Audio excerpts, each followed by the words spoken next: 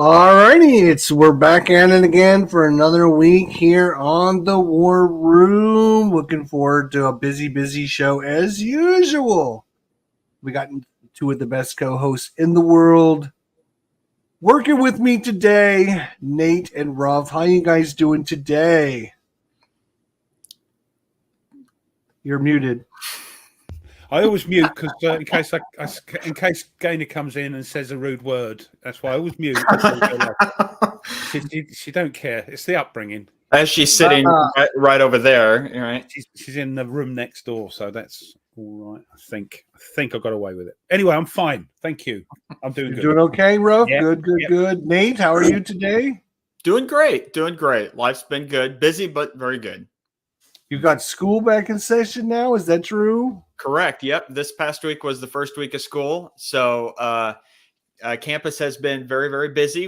An additional 20,000 people in this town. So, and a lot of bad drivers. Kids with their new cars. Mm-hmm. Yep. Yeah. Oh yeah. And some of them don't care how fast and crazy they drive, and others are especially careful on how they drive. That's the men, of course. That's the boys. It's the girls that shoot around like they've got something up their tailpipe, So, we can only hope. We can only hope. And then Ruff, you told us in the green room some very sad news. Well, sad for some, a pleasure for others, I would think. The holiday, we're going on holiday, and it's crept up on us. We said the end of August, and it's actually Thursday. Me, Mrs. R, and the boy, Ruff Jr., we're flying out to sunny Spain to a place called Mijas Pueblo on the southern part of Spain. It's one of the most famous white building towns in Spain. Quite near to Gibraltar, Marbella, and the other one I can never remember that you told me what it was, Nate, but I've forgotten again. I forgot too. Yeah, I forgot. But anyway, it's that other one is like a very sort of a touristy, shall we say, place where we won't go near. But this looks very beautiful, and in honor of that, I am drinking a nice Spanish Rioja today. So Malaga. Stuka Joe got it. Yeah, that's it. Malaga, yeah. Malaga. Yes, that's right, Stuka. Yeah. And Marbella is the posh bit where all the film stars live and the rock stars, It's very posh. Lots of yachts and all that. So we might go down just to have a look at that and go, ooh. Well, I'm still telling you, you're going to be in Andalusia, so you need to buy a Warvid and then take it with you. Stop going on about levy and campaign. It's la at the moment. Let me get coin dragged into my life gently. It just amazes me with a game like Plantagenet, which is British history. It's the whole map is England, and yet you don't get it.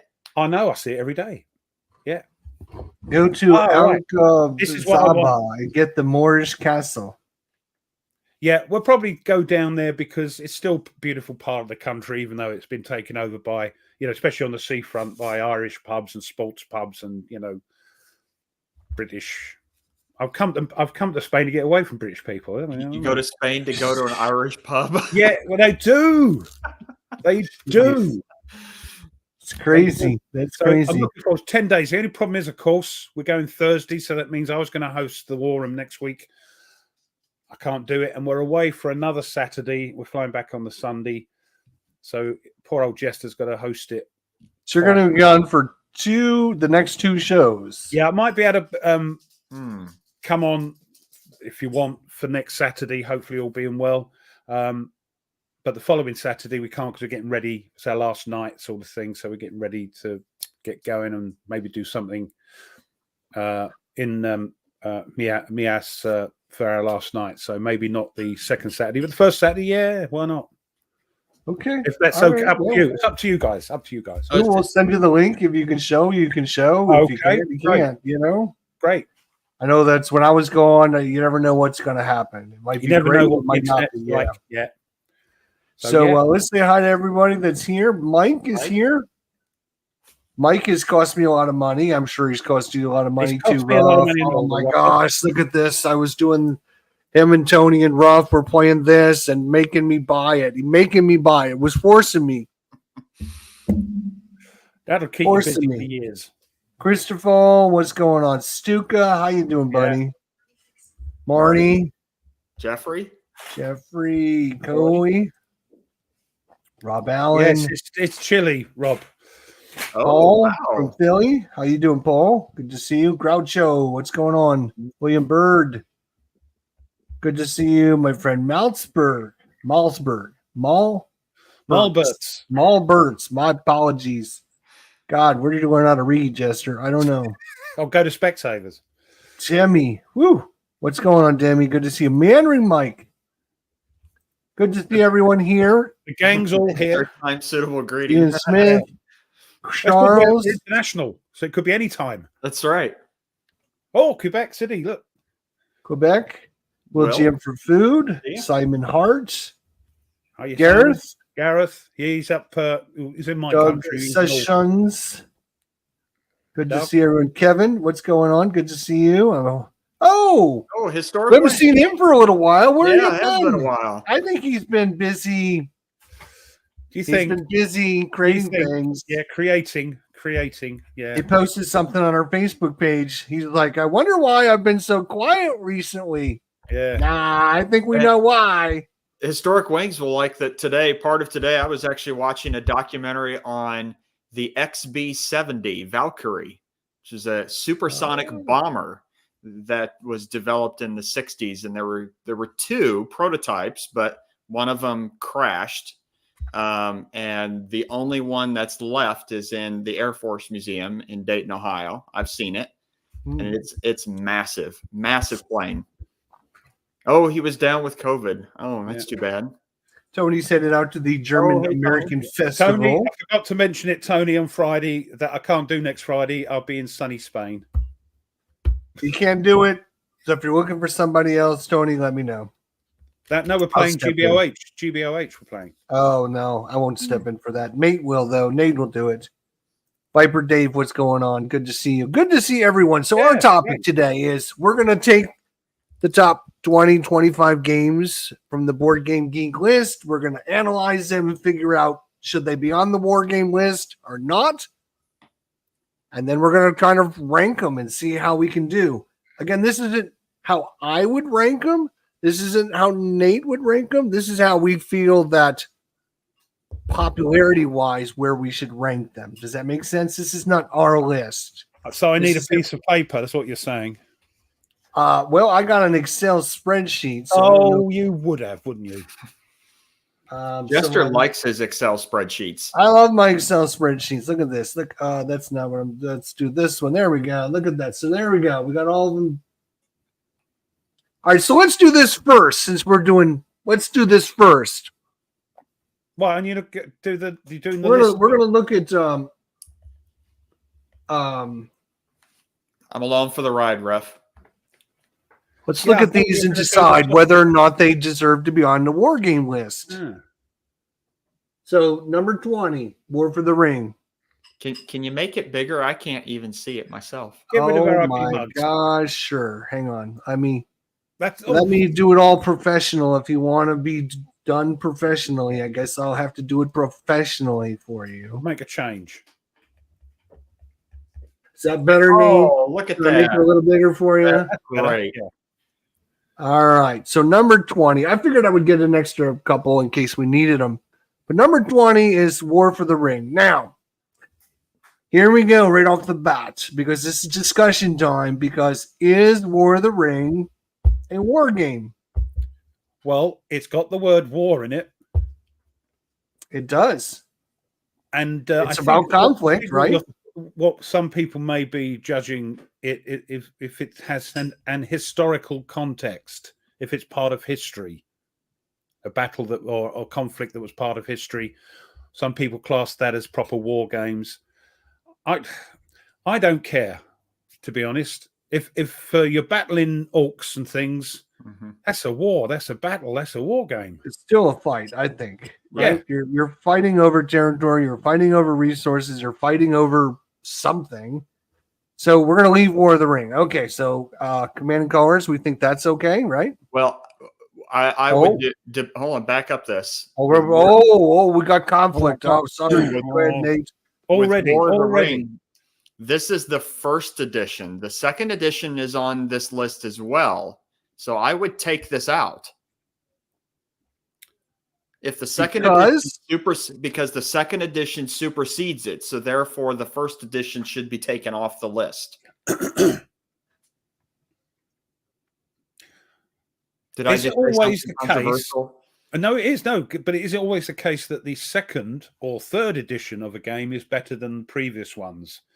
Some would say, I mean, let's talk about, you have Advanced Squad Leader on here, but then you also have the expansion pack. Where's the expansion pack for Advanced Squad Leader? Maybe it's not this high, but like you have well, okay, I see it for Combat Commander. There's an expansion for it. I mean, I mean, what's your thoughts? Again, this isn't my list. This isn't Nate's list. This is if we were to take 100,000 war gamers and we were going to put them in a room and we are going to say, you guys need to come up with a list of the top 20 war games of all time. That's what we're doing here.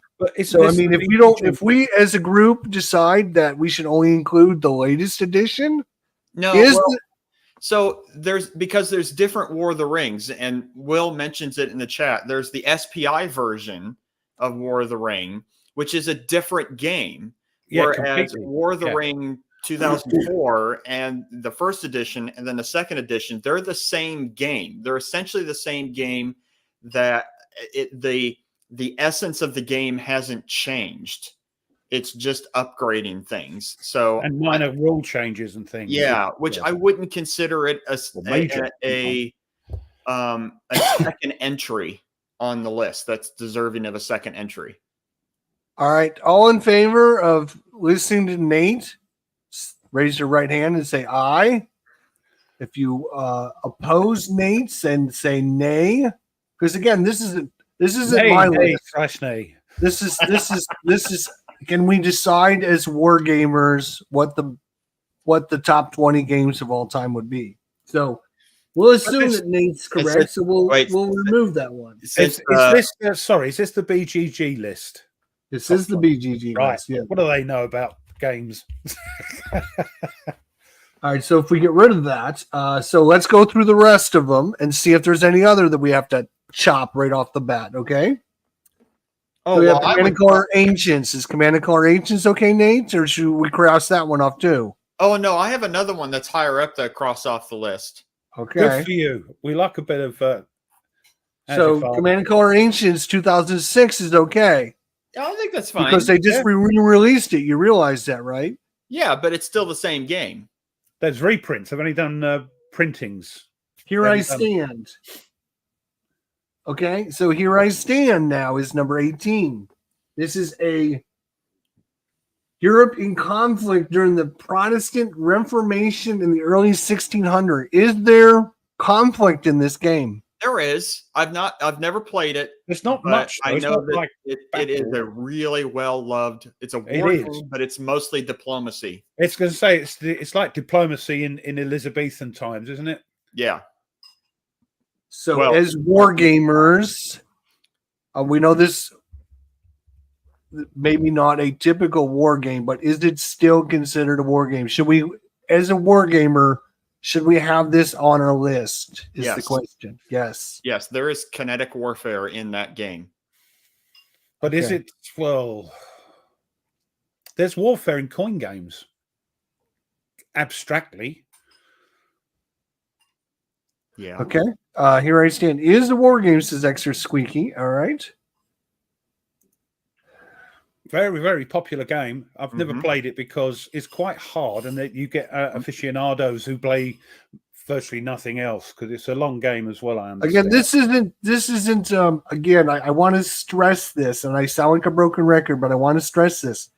This isn't my top 20 list of all time. This isn't Nate's top 20 list. This is us as a group of people discussing and trying to come up with what games would we like to go to Board Game Geek and hand them a list and say these are our top 20 games of all time.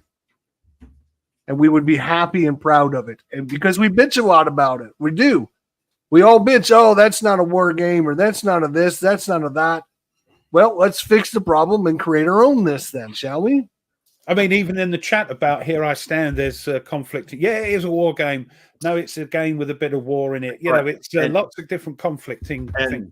Will is right. If the game doesn't have a CRT or it doesn't have a terrain effects chart, then it's not a war game. Well, some people use that criteria, don't they?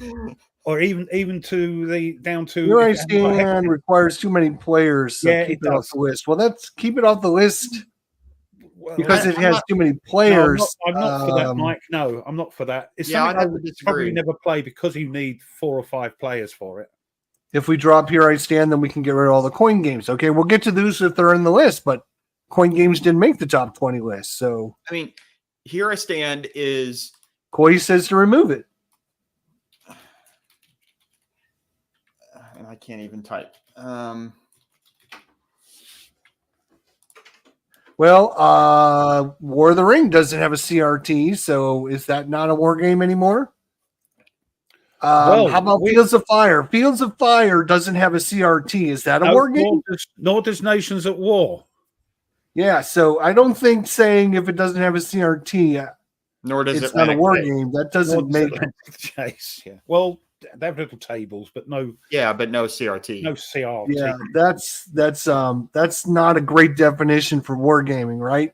I mean, so the question really comes down to, as war gamers, would you be happy to see this on your list? Like, a lot of people get all pissed off when they see War of the Ring on the list. Like, that's not a war game, right? So let's decide. Everyone get a vote and put it in the chat. Yes or no. You would be happy or not happy to see Here I Stand. If you want to see Here I Stand, you put yes. If you don't want Here I Stand, put no in the chat. I'm going to put yes, so I will start the voting right now, and we're just counting up. Voting yes, because Here I Stand has since 2006, it has been universally considered a war game because it's not just warfare, like as in actual kinetic conflict. It's also the other levers of war: politics, economics, diplomacy. And because that time frame of the 16th century, you're not seeing the kind of total war that you would see in World War II. Instead, you're seeing warfare on different scales and different levels and in different avenues. And so that game, even though I've never played it, but I looked at it enough to see that it captures the wars of the Reformation and the early. That's exactly. But what Mike says, it wouldn't be on my list. Because right, this is not your list. This is not your list. But I know. But this is war gamers if you're making deciding your list, as a community what the top 20 games of all time are. Yeah, well, I would take it off because I would never play it. Not that it's a war game or not. I'm using a different criteria. Would I play the game? All right. So what I'm going to do is we're not going to spend all day on this one. I'm going to put this yellow. We'll come back to it. Ooh. Okay. All right. Hannibal and Hamilcar. Are we okay with keeping that one? Yes.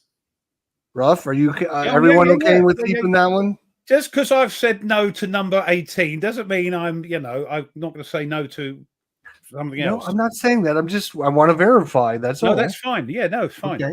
So then we'll move on to number 16, Advanced Squad Leader. I think everyone. No, that's a kid's game. Get out of here. It's okay. Let's remove it then. No, don't. I'll get. All right. So now we come into, here we go. Another discussion time. As a war gamer, would you be happy to see Fire in the Lake as number 15 of all time? Yes. Yes. Not sure. I know it's a great game. Everybody loves it. It's a coin, but see, this is where I would. I'm really torn on this one because there is conflict. It's simulating a conflict. I would actually keep it on the list. Most coin games I would not keep on the list, but this one I would keep on the list. I mean, it is covering the entirety of the Vietnam War. So it's a historical game, historical conflict, I'd even go so far as to say. But a war game? see, this is where I think it would be something that I think saying that differentiating between like a war game and like saying that's a war game and that's a historical game, I think is probably nuancing it maybe a little too much. No, we love war gamers, love nuances. Where have you been? They love it. You can never please everybody, which is why I love the hobby, because everybody has a different opinion and it's great.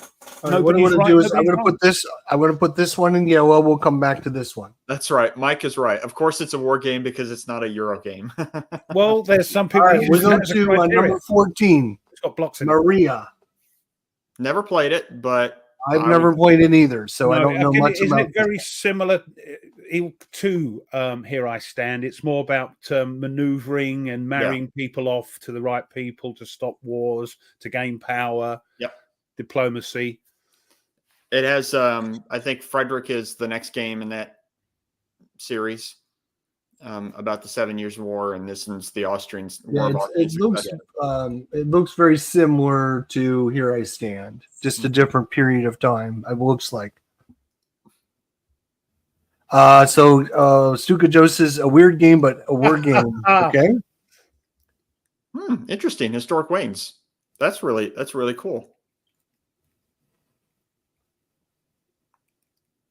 Totally agree. Well, we're certainly seeing some of the last part. Frederick was the first. Okay. Right. I thought it was the second. Series, is it right? Oh, look what's above. So are we keeping Maria? I haven't seen anyone say no. Ruff, would you say no?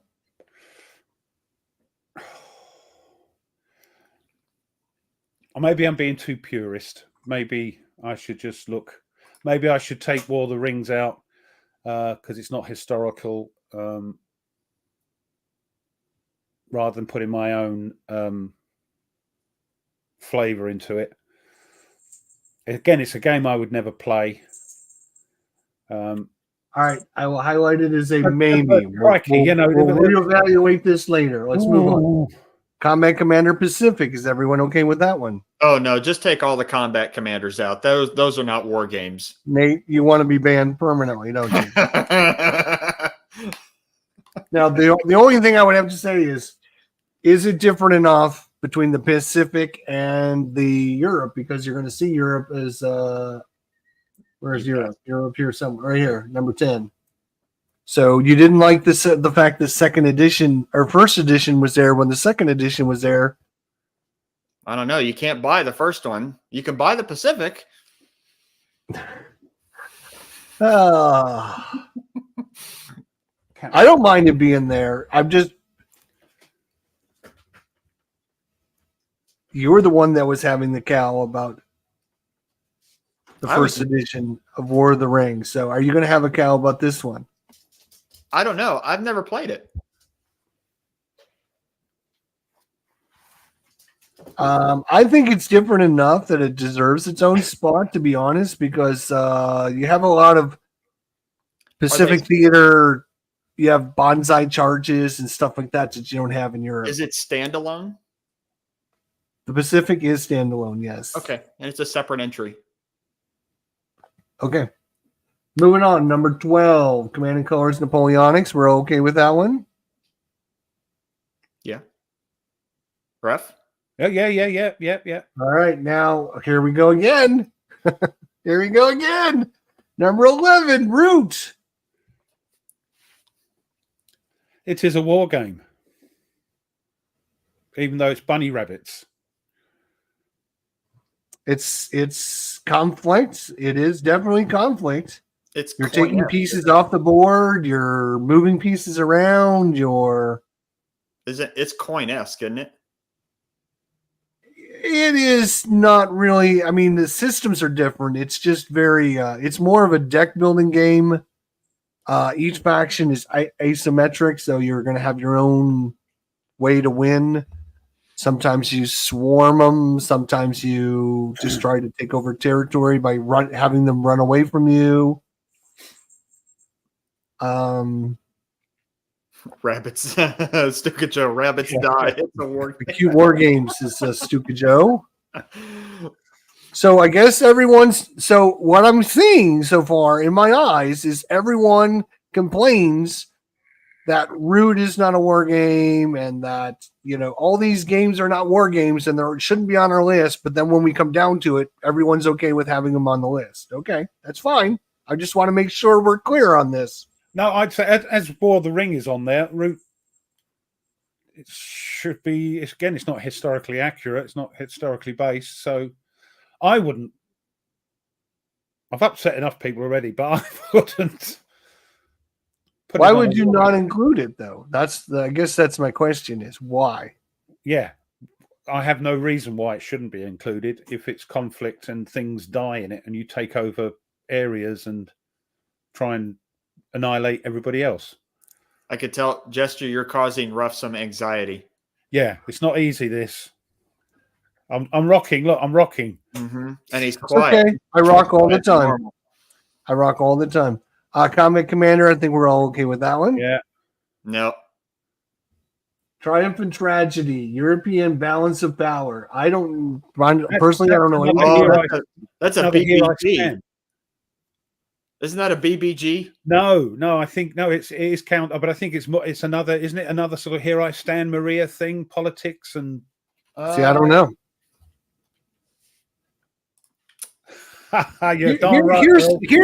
Here's my question. Here's a serious question. When we look at just the top 20 games, we have Here I Stand, we have Triumph and Tragedy, we have Maria, and we have Here I Stand, all in the top 20 of our wargaming list. Do we really need that many of those same type of games in the top 20 of wargaming?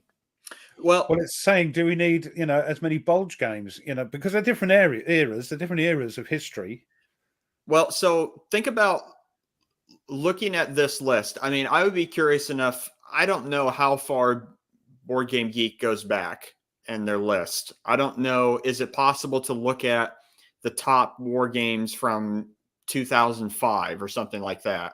I think you can, yeah. 2000 or whatever. But the list is very indicative of where wargaming is going. And that there, as far as I know, there's only 2 or 3 on this list that are actual hex encounter that have CRTs, Empire of the Sun. You got Paths of Glory. Well, but that's not hex encounter, so that's true. But you do have counters. Empire of the Sun. ASL. Combat Commander. Okay, so 1, 2, 3, 4. ASL. Commands and Colors has X's. Yeah. And CRTs.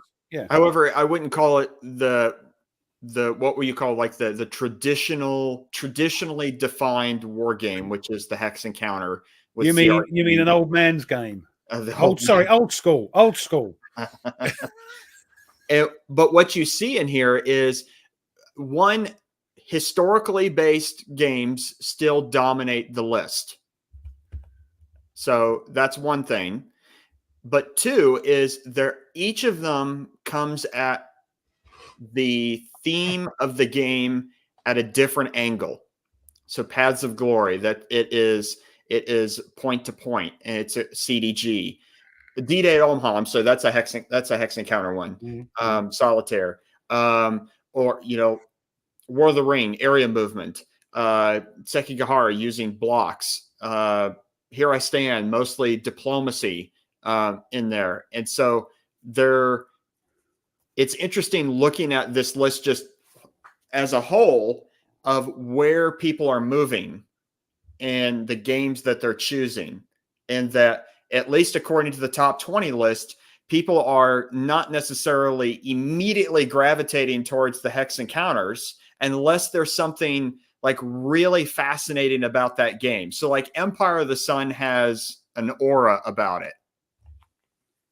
Like as soon as I got into the hobby, I that was like one of the first games I heard about was Empire of the Sun, was how incredible the game was. And or Paths of Glory. Paths of Glory. I immediately heard about Paths of Glory. Yeah. And so those kind of games, they're staples. They're kind of like the foundation bedrock to which all of the others are then reiterating and adding on to it. But people are gravitating towards, notice that in like Combat Commander, how long is a game session in Combat Commander? 2 hours? Depending on the scenario, anywhere from an hour and a half to 3 hours, depending on the scenario. Yeah. Okay. War of the Ring, 2-3 hours. Yeah. Mostly, yes. Here I Stand. You could. I've never played it, but I'm told that you could play it at least with a group of people in a day. Yeah, it's a day. I mean, they played it at PunchCon. There was 2 or 3 going on, and they were there all day playing it. You know, it was it's an involved game. Commands and Colors, same thing. Well, they're all much shorter games. Yeah. On the list, there's only relatively few on this list that actually take a while, like Empire of the Sun, Paths of Glory. They take a while. And Will mentions BGG is capturing the whole general audience of board gamers as opposed to the niche that we're in. Okay, so my next question would be, right? If you're not happy with the top 20 list, then what games is it missing? Like, what games would you consider a top 20 war game of all time that's not on the list? Well, you can't help but be subjective there, can you? Mm-hmm. It's very hard to be objective, especially if you haven't played the game or the game doesn't interest you, but you know it's popular, to put it on the list. So that's a subjective list would be much easier to do for me. What do you think? Objectively, is going to be a harder thing to put on unbiased game. To make an unbiased list of proper war games or proper war games. I mean, obviously, it would be a lot easier to put my own personal opinions in, but this, I can also separate it myself and say, okay, if I was just looking at a list of the top 20 war games of all time, would I agree with it or disagree with it? Obviously, I would have my favorites, but sure. But I'm surprised. Like we all, if I was to say to you guys, name like one of the top 20 board games of all time, the first game probably you would mention would be ASL, right? On there, the first one. So if ASL wasn't on the list, we would all like, wait a minute, something's wrong. The list is broken if it's not on the list. So it's on the list. So we all go, yay, okay, it's on the list. That's what I'm talking about. Can we all go, yes, we're happy it's on the list, and 2 thumbs up because it deserves to be on the list? Doug says Warfighter. See? So this is what I'm talking about. When somebody says Warfighter, I don't think Warfighter is a good game. Subjectively, I enjoy playing it. I own a bunch of it, and I'm very happy to play it, but I don't think it's the top 20 war game of all time. It's one of my favorites, and I don't think it's top 20. Okay, so you can separate your feelings from your... And there's games on here that should be that I don't play. Things like BCS, OCS, the classic games, Tunisia, DAC, that I'll probably never play, but they should be on the list because they are part of the sort of history, for want of a better word, of war games. They've gone into sort of legend. Well, see, so this is I think if we were going to do a top 20 most important games list, then you could start putting those on the list. Yeah, but I would say, I think someone mentioned it in the chat, and I had been thinking it already, is that BGG puts all of these games that just labels war games and just throws them together into one category. And I think it would be much more prudent for, as like, for instance, a lot of video games do, a lot of video game companies, and particularly on Steam do, is they divide them out into historical war games. They have a big long list of tag words, don't they, that you can click on, and yeah. And because, like, for instance, our show, we talk mainly about historical war games. We talk a little bit about fantasy here and there, but mainly historical ones. And that's generally the war game audience that we communicate with. But there are still those that enjoy the fantasy ones, and we want to include them. But when we're talking about the top 20 list, maybe it should be 2 lists. Yeah, Historical list. I mean, you could have a fantasy wargaming list, and you can have a reality wargaming list, or something, like that. Yeah.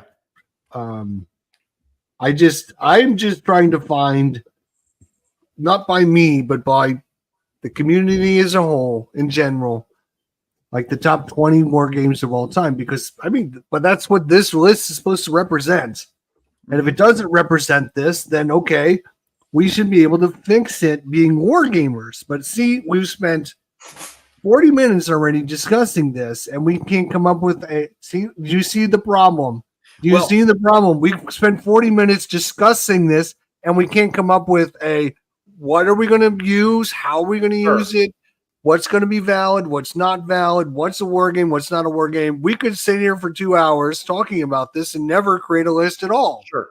I would say, I think, and someone in the chat can please correct me if I'm wrong, but I think that one of the reasons why these days that it's so difficult to come up with I guess what you call a definitive list or a consensus list, is that the war game space, as we communicate with, and discussions on BGG and Constant World, Facebook, all the different social media sites, is so split and so diverged across many different platforms that it's difficult to come to a consensus. Whereas, say, 25 years ago, at least my understanding, and I could be wrong, please correct me if I'm wrong, either you guys or someone in the chat, is that a lot of the gaming conventions that were out there, people went to, and they were mainly war games that were being played. My understanding was, like, Gen Con used to have a lot of war games there. Origins, all of them had war games, and you could find the consensus of what games were really popular just by looking at what was being played there. The constant year after year after year, like what was it, WBC, like the different competitions on games. Like, I know, like, Here I Stand was a competition game and still is. Paths of Glory, Empire of the Sun. I mean, there's a picture, I think, of Mark Herman playing like 7 Empire of the Sun games against all at people the same time. Yeah, which is just incredible. I couldn't do that. Like the guys that played loads of chess games, they just walk along the tables. Yeah. And I think there was, when the internet really took off, people were finding games easier. But then when social media really hit about 15 years ago, 10, 12, 15 years ago, then all of a sudden you start seeing the divergent opinions in everywhere, because everyone finds the group that they're in. The like on Facebook, the Solitaire War Game group, the GMT War Game group, the Compass Games War Game group. They're all, a lot of people are connected to all of them, but you read through them all and you see they all have very different opinions about the games that they all like in there. So I don't know. Please. You're right. We could spend hours talking about this and still not come up with it. It's like somebody mentioned your top 20 albums of all time. Everybody's list is going to be completely different. Yeah. Because of what you like and what you don't like. You can't help being subjective. The only way, this list here, I suspect that they've just asked everyone and anyone rather than specifically Well, I mean, grognards or wargamers. And I will say, Meandering Mike has made a great point in the chat. When only 3 war games came out a year, it was a lot easier to make a list.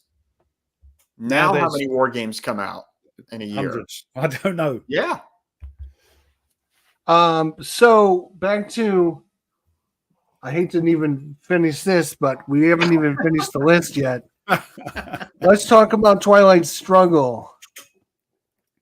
It's a popular game, whether or not, in my opinion, Very popular game. Yeah, it has 49,000 rankings, so it's a very popular game. And whether or not it's a war game is another matter.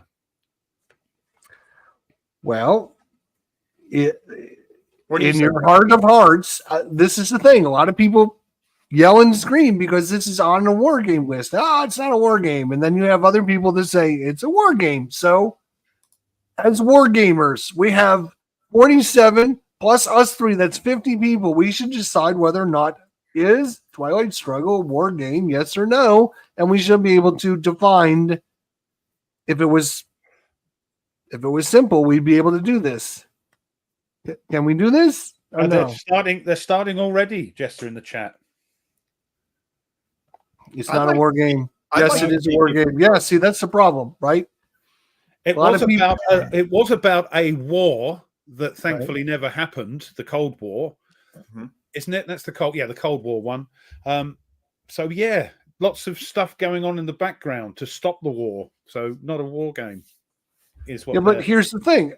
We're talking about what makes a war game, and it's conflict, right? Mm-hmm. When this game, you're taking and you're adding and subtracting units from different locations, and you're damaging your opponent's units and removing them from the location. Is that not conflict? Well, I can't say because I've never played it. My heart of hearts, I can't say one way or the other. I'm only going by sort of gut feeling. I've never played it, so I can't make a definitive answer to it. I can't. If you haven't played it, how can you? I'm with Ruff. I've never played it, but I will say that just because there is a lack of, kinetic warfare going on, the Cold War doesn't turn hot, or at least it shouldn't in the game, then doesn't mean that it's not a war game. I mean, it's a potential war situation. Yeah, I mean, everyone knew. I mean, all of us that are in the chat and here were born during the Cold War. I was born at the very tail end of the Cold War, 1945 to 1991. Everyone knew that we were at war with the West versus the Soviet Union, and whether that was actual conflict, between the forces of the West and the Soviet Union, or proxy wars, or political intrigue, or spies, or moving ICBMs to Cuba and then not like that. Like this was a war. So yeah.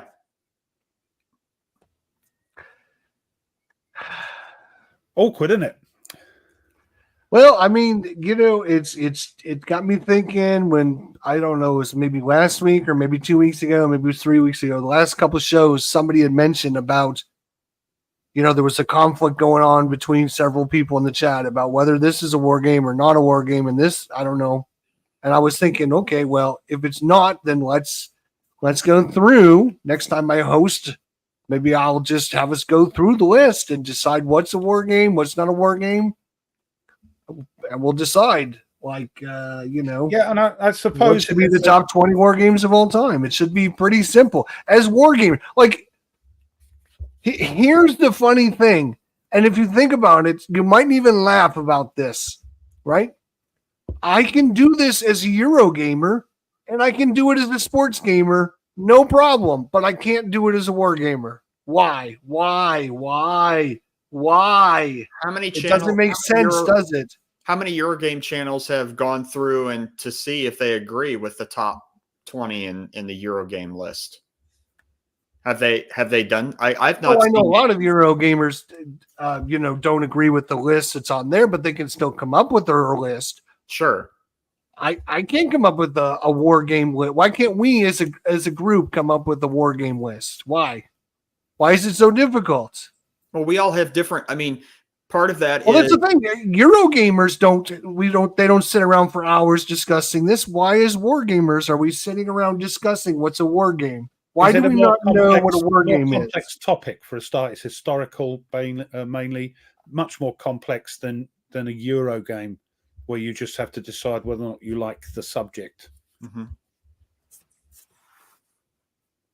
And generally speaking, war games take more effort to get into and play. They take more thinking and more strategizing, as opposed to, I would like to add an extra blue piece to this space. Yeah, and as Stuka says, Twilight Struggle is a great example of why categories are useless. Mm-hmm. It's a great game for some people, but we still have these discussions. It's how many times the last 5 years, Ruff, have we had a discussion about what's a war game, what's not a war game? Why does this? We still haven't come up with any. We're not even anywhere closer now than we were 5 years ago, and it's still the same thing. But if you ask me what's a sports game, I can show you what a sports game is. I can show it. I can hand it to you. I can rate it. I can list it. If you ask me what a Euro game is, I can explain what a Euro game is. I can hand you a Euro game. I can say, here's a Euro game. I think it's because something like, 25 years ago, you could easily define what a war game is to people. Easily define it. But nowadays, the war game as a topic and as a categorization has been stretched so much, because what a war game is as a definition is changing, which I think is actually a really healthy thing for our hobby. And that there's tons of innovation in and of itself. I mean, to think about I can't remember when Washington's War came out. I mean, the card-driven mechanic was invented for a war game that then grew out to everyone else across the whole hobby of board games in general.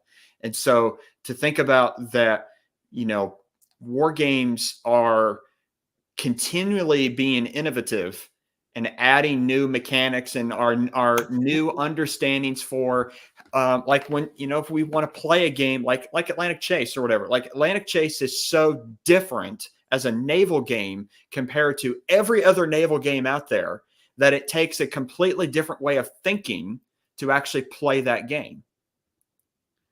But what a great war game. It is. It's a great war game. Yeah. Even though Ruff likes the blocks in that game, but he doesn't like the blocks in Levy and Campaign. Well, never heard of a block game in his entire lifetime. He doesn't know what a block game is. Ruff, I couldn't resist. It was right there. I know, because there's counters in it, of course, but the blocks are used for a specific purpose.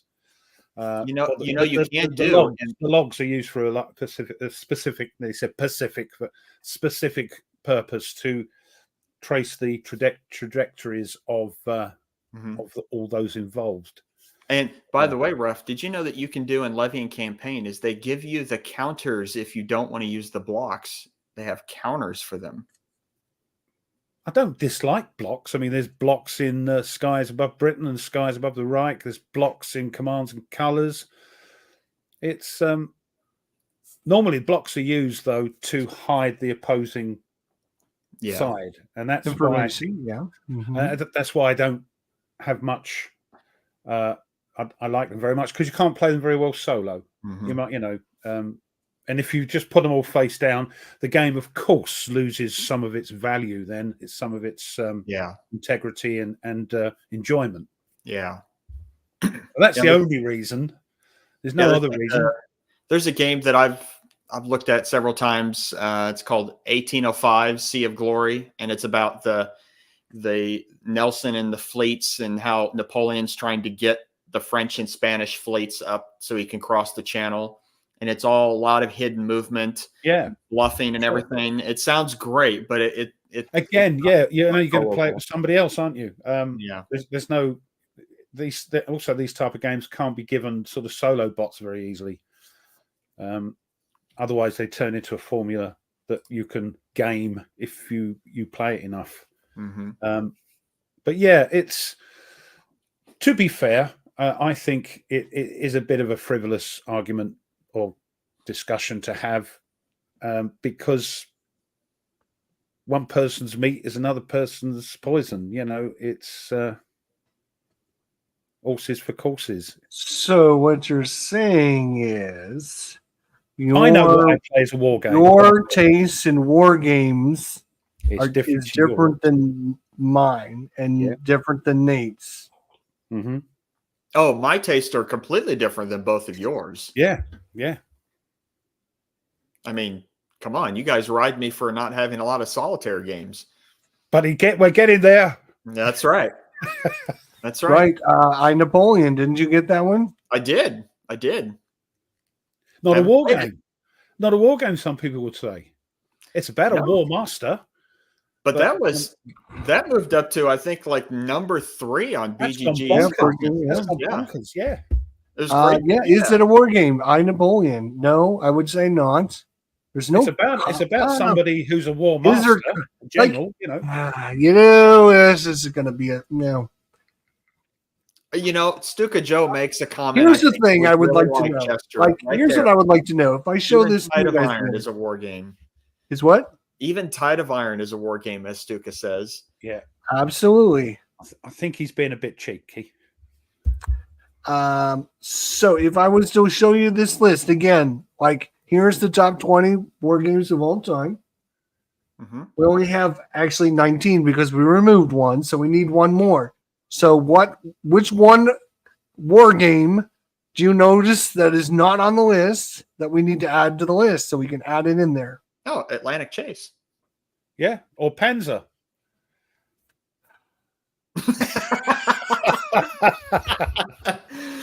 No. Oh my God. All right. So Atlantic Chase. Let's see where Atlantic Chase falls in the hierarchy of Word Game Geek. I mean, Undaunted Stalingrad or the Undaunted series isn't on there, and I think it should be in the top 10 because it's a very popular game, very easy to learn, and is a great gateway game, I think. Yes, but here it is, right here. Number 24. Oh, it's still quite interesting. High. Stalingrad is higher than the Normandy one. I think the Eastern Front is more popular, maybe. As a topic? As a topic-y thing. I think it doesn't have anything to do with that. I think it has to do with the fact that the Stalingrad added a campaign mode. It added a whole bunch of things. It added a book. You read like a story. You play a scenario. And then depending on whether you win or lose the scenario, you can have like people joining your crew and stuff like that. Right. Fair enough. It kind of added like a whole RPG element into the game. That's why that one's $85 and the other ones are like $30. Right. So, Upfront I've heard great things about Upfront. So so if we look at 21 to 25, so 21 Rome versus Carthage, very popular, highly rated game. It's the same as Hannibal and Hamilcar above. So, and I mean, again, it's going to change because they're reprinting Hannibal and Hamilcar, and now they're splitting them back out again into 2 separate games. There's a Hannibal game and a Hamilcar game. Oh, okay. Right. Yep. So, but yeah, I just Wargame Upfront. I know Upfront is highly ranked, and a lot of people like. I'm surprised that Upfront isn't in the top 20. If I was to guess a game, and I'm naming games, ASL, Paths of Glory, I would probably say Upfront, and I'm very surprised Upfront didn't make the list. Is it because it's classed as a classic game or not? Because you've got similar games. You've got Fields of Fire. You've got where is it? Point Blank. You've got the new game from Sam London coming out, Tactical Firefight. Is it because it's nostalgia? It's because it's an old I think game. it's because it everybody has remembers? that, like Nate said, it's got that aura around it. It has that. It has that. I've heard about it for 20 years. I've seen people playing it for 20 years. I've heard about it, so it's always on. It's always on the forefront. Yeah. The one game that I'm very curious why it's on the list. I don't know why, is Napoleon's Triumph. I've looked at it. I have Yeah, no well, you interest in that see, game. the first couple of words there, block game. Oh, it's a That's it. block war game. Oh That's my not- gosh, here we go, Ruff. It's a block game. You guys Yeah. have probably never heard of this game then, have you? I have actually, but why shouldn't it be on there, Nate? 'Cause it's a block game. I don't know.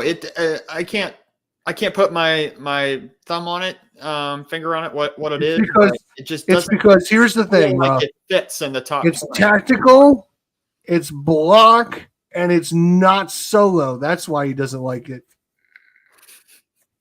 It's a tactical game. You know how much he loves the tactical. Oh, I game. see. yeah. Yeah, I see. You're saying it shouldn't be that high up because you don't think, in your opinion, it warrants that high level. It needs to be down a bit more. Should be on Yeah, the I list. mean, like thinking like if Napoleonics is going to be in the top, echelon of war games, I can see where like higher in the list that Commands and Colors Napoleonics beats it more than this. It doesn't. That game just doesn't like look to me like it's I don't know. It looks like it would fit.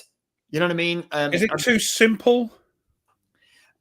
Well, Is it why it's there because it's simple to play and non-war gamers can play a Napoleonic game? Maybe. I mean, I don't know. don't Never know. played it. I don't know. Maybe I'm just talking crap and have no idea. So You are a bit biased when it comes to Napoleonic games, and that's fair enough. I love Napoleonic games. I know, and you like what you like, yes, and it's but this is still, what I'm saying. despite my love of Napoleonic games, Rule Britannia.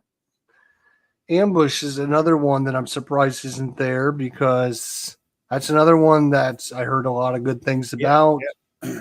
I've seen people playing, talk to people about it through the years. I mean, you would think that would be in the top 20 of all time. I would have thought, because again, as somebody, I think it was Thomas said, old school is got a bit of cachet, a little bit of fashion to it. And Ambush being a solo game, and there weren't many solo games around war games anyway when that came out, I understand. But the only problem with that, of course, is if you play it, you've got to leave it at least 4 years before you play it again. So you forget because it's programmed. Mm-hmm. So if we were to look at these 20 games, I think it's very interesting. Nate made an observation earlier, and I'm going to make another observation. You know what I don't see, or what I see a common thread is here, is there's a lot of games that are 3 or 4 people on this list. Mm-hmm. Root is 3 or 4 people. Here I Stand is 3 to 4 people.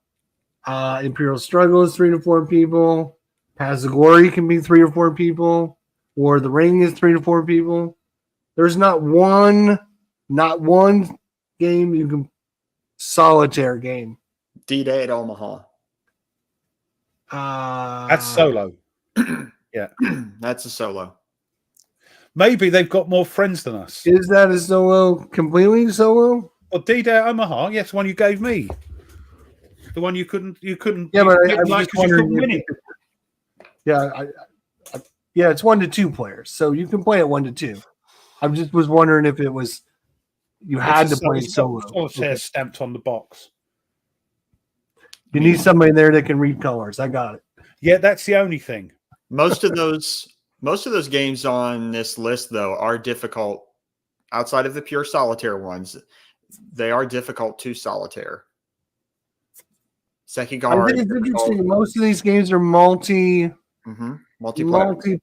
multi people. There's a couple that are 2 people, but I can't believe how many of these, like the coin game, it's multiplayer, Fire in the Lake. Here I Stand, multiplayer. Hannibal, Commands and Colors. I thought Hannibal was 2 players. It is a 2-player. It's a multiplayer game. Well, okay. Well, Roots. this is not a solitaire list, is it? So No. It's not. I was just wondering.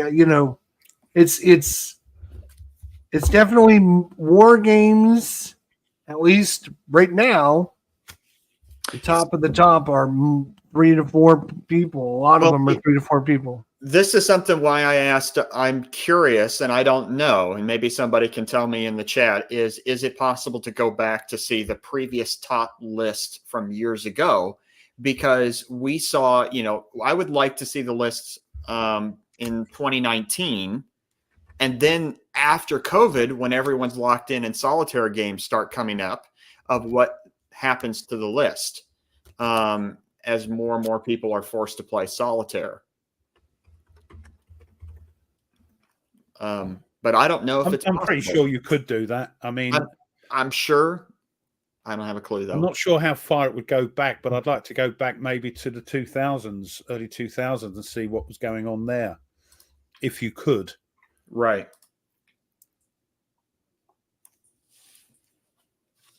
So here is. Let me share this, and we'll see what we got here. Let me stop sharing this. And the other thing, we'll share this and see what you.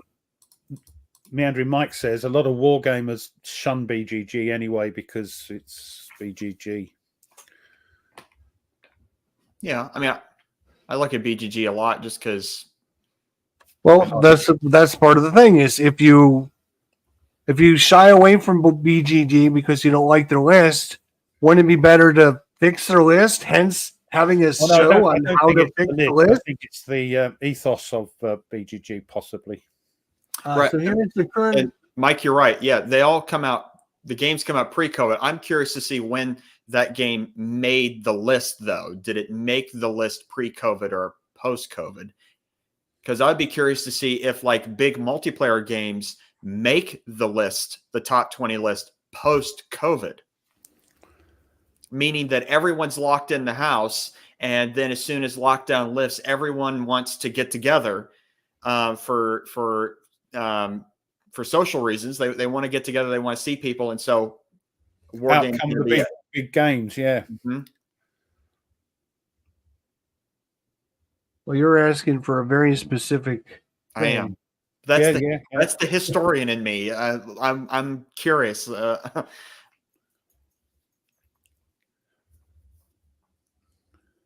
I'm just wondering if they had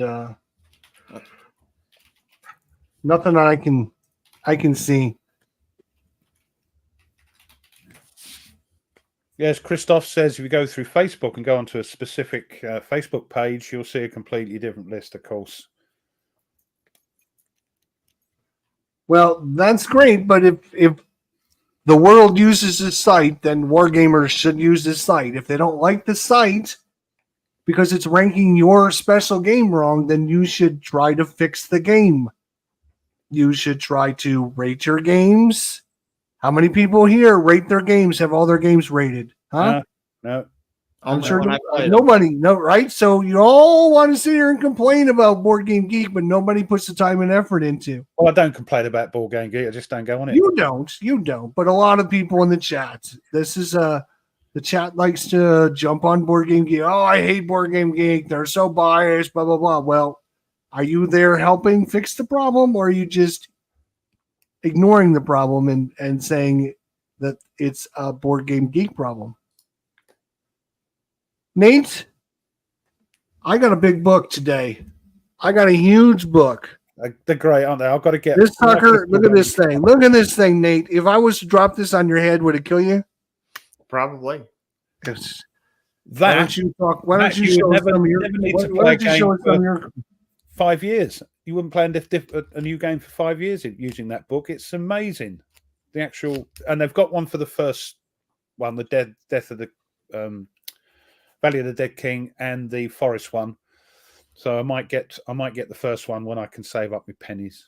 But it's huge. Yes, sorry, Nate. Yeah. I mean, shut up. I would probably let's put it this way. With something like that, I probably would play it with you, but I wouldn't go buy it. myself. You What's wouldn't that? buy it. I wouldn't Why buy a fantasy game, but I would play a fantasy Well, you game. play War of the Why don't Rings. you like fantasy, Renee? What's wrong with the fantasy games? Nothing. Just not my thing. But you said you played War of the Rings and had a fantastic time. That's right. Absolutely.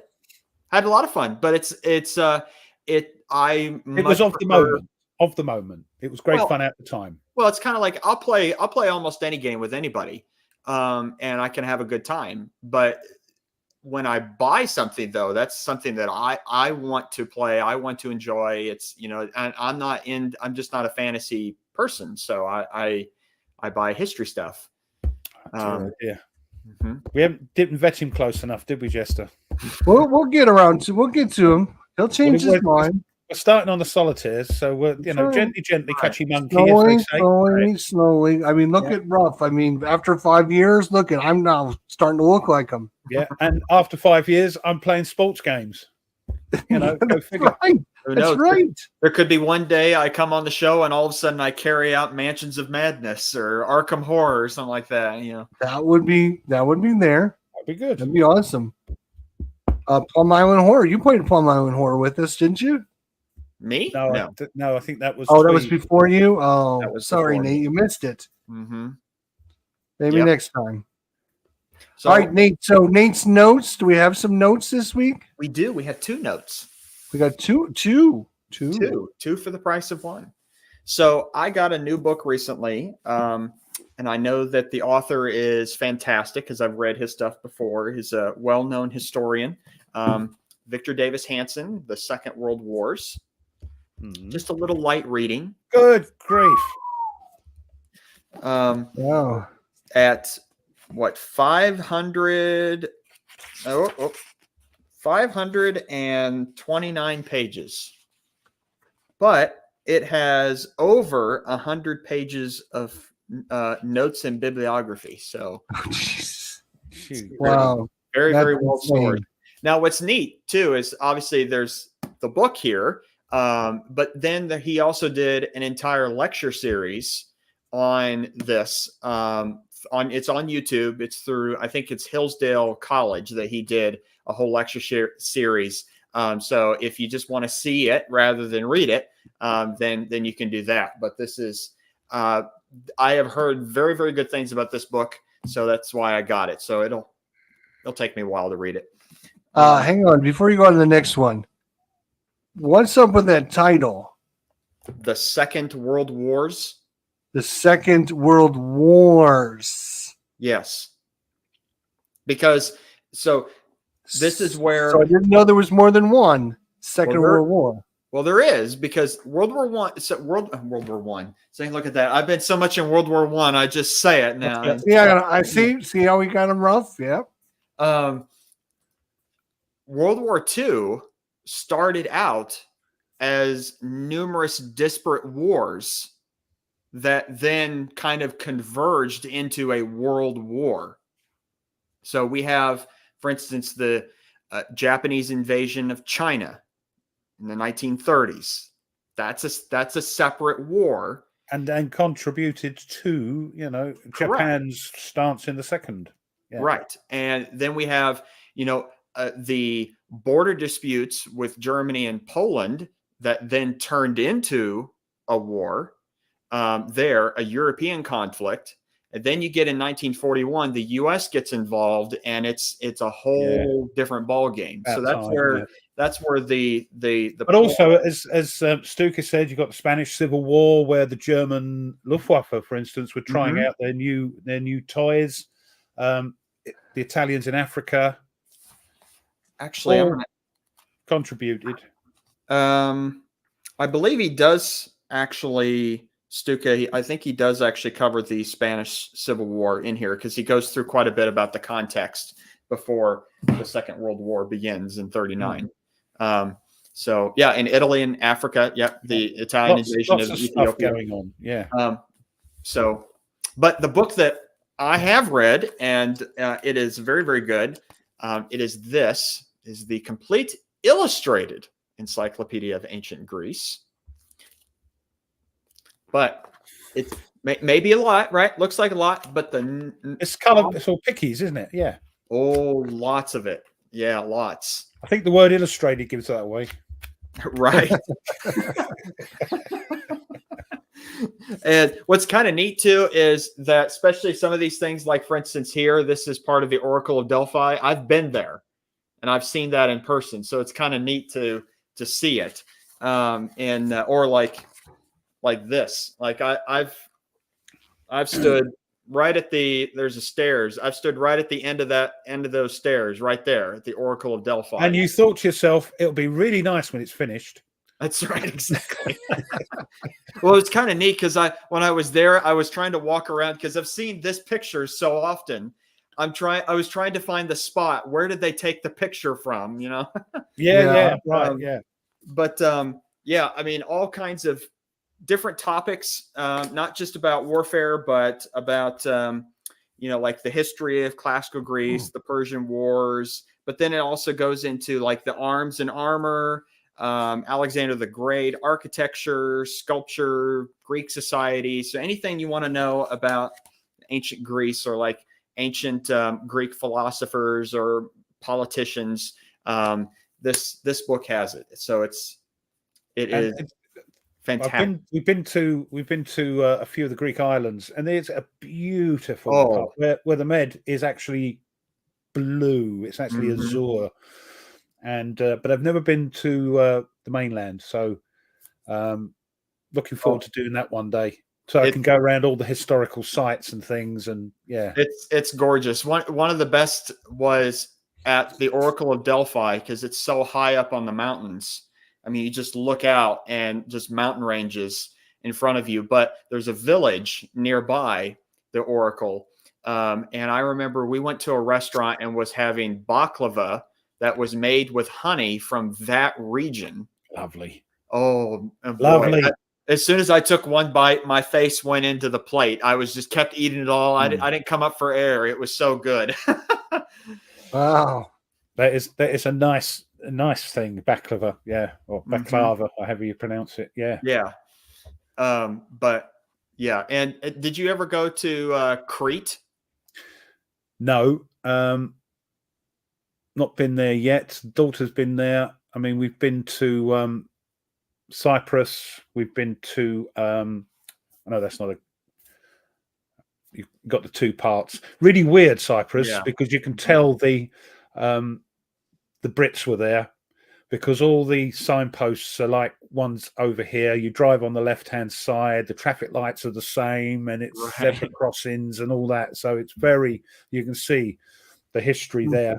Right. I've been to a couple of the Greek islands, beautiful. But Crete is a fascinating place to go, because I'd like to go there for the history. Yes, the history of the Minoans, to walk the when you go into the Palace of Knossos, and it's the labyrinth of the Minotaur, and all of the mythological things that are there. And then we went there, and then we crossed to the other side of the island and went to another Minoan place called Festos, which was another Minoan palace. And then we ended up going off to a place called Hanya, which was a big important site for about the World War II, the German invasion. This is the beauty of being over this part of the world, I suppose. All these places are only 2 or 3 hours away on a plane, and and I don't think we appreciate because you live near it, and also your own history you don't appreciate, because it's surrounding, being in Britain, this history surrounds us. But going to Spain next week, a couple of hours away. Italy, a couple of hours away. The island Crete is probably 3 hours away. So we just don't appreciate it. I mean, well, when we do book a holiday now, I always think, what can I look? Where's the history? What's going on? So well, it's the same thing. Over here, that like I'm within driving distance of nearly every major Civil War battlefield in sight, and some people, they live on the battlefields and don't even think about it. Because it's there. It's just there. Yeah. But anyway, getting back, great book. Sorry. if anybody's ever interested in it. So that looks a good book. Looks a good book. All right, Ruff. We have Ruff remembers today. Yeah. Let me just show you where. Hold on, if I can get it. Oh, here we go. Plain time. in British history. No, actually, no. Let's see if I can get that other one up. Where are we? Let me just do that. Just quickly show you because it looks really good, and I can't wait. Yeah, this is where we're going. Historic Queens British airplanes. Are you sharing that? That's where we're going. Oh, sorry. That's right. Look. Oh, look at that. Wow, that's nice. Looks nice, doesn't it? So yeah, that's where you're going? That's where we're going, yeah. Hmm. So it's all the white building that's famous for it. So yeah. That by the ocean too, huh? Not cool. No? I think you can get a. See, we don't mind going on the buses or the trains of the local, the place we're going to. So I think we can get on a bus, get down to the beach. You know. Oh, so okay. It's not. Right. It's not the end of the world. Is that a place where you have to, where you can speak English regularly, or is it? You just have to speak very slowly and loudly in English, and they'll understand. Don't you worry. Don't you worry about that. No, of course not. They're not. I'm going to have to. Well, that's what I asked. Through, Some places, I'm sure, have so many expats that you could probably speak. Hopefully not there. That's why I didn't want to go anywhere. You know, yeah. Malaga's on the cut. I think we can get down to Malaga. Are we? Oh, she's got her headphones in. Silly moo. Right, so she can't hear me. Yeah, I think we can get down to the beach pretty easily. Yeah. So we're looking forward to that. Sorry about that little digression. But yeah, you learn things like, you know, when you go to Greek islands and Greek, yamas is something I learned very quickly. Yamas means cheers. Always learn, you know, una birra, per favor. You know, it's things, the essential things like ordering beer and things like that. Right. God, I hate you guys, what you do to me. Right, here we go. I didn't type it out. Yeah, you didn't say anything though. Anyway, 24th of August, 1482. I did look for some American history from that period, but very, very thin on the ground. The town and castle of Berwick upon Tweed were captured from Scotland by an English army. The border town has remained English ever since. It is right on the border, and we still own it. Here we go, 1743. The War of the Hats. The Swedish army surrenders to the Russians in Helsinki, ending the war and starting something called the Lesser Wraith. Now, this Russo-Swedish War of 1741 to 1743, also known as the War of the Hats, was instigated by the Hats. And you go, what are those? They were a Swedish political party that aspired to regain the territories lost to Russia during the Great Northern War, and by French diplomacy, which sought to divert Russia's attention from supporting its long-standing ally, the Habsburg monarchy, in the War of the Austrian Succession, which we mentioned earlier in the game. The war was a disaster for Sweden, which lost more territory to Russia. And weirdly, there is a game that I came across. Let me share that.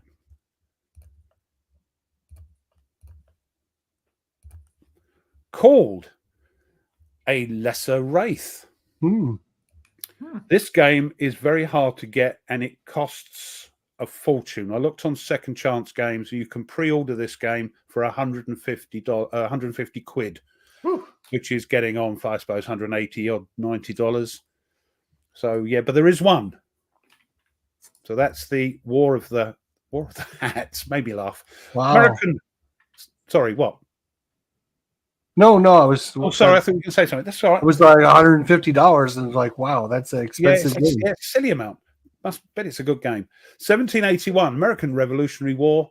A small force of Pennsylvania militia is ambushed and overwhelmed by an American Indian group, which forces George Rogers Clark to abandon his attempt to attack Detroit. Now we know the word Pennsylvania. This is an aside. I didn't know this. Pennsylvania is it William Penn, isn't it? Correct. Yes. William Penn, and it was named. It was originally, it means Penn's wood. Mm-hmm. Sylvania, didn't know that. Sylvania is the word for wood. So I learned something today. Every day is a school day. Brilliant. 1789, the first naval battle of the Svensksund began in the Gulf of Finland during the Russo-Swedish War, 1788, 1790. We always think of the Swedes as sort of peace-loving, very... Yeah, those Swedes are They're nasty. terrible. They're as bad as the Brits. Yeah. They were nearly, They've calmed down a bit now. 1812, the Peninsular War, a coalition of Spanish, British, and Portuguese forces succeed in lifting the 2.5-year-long siege of Cadiz.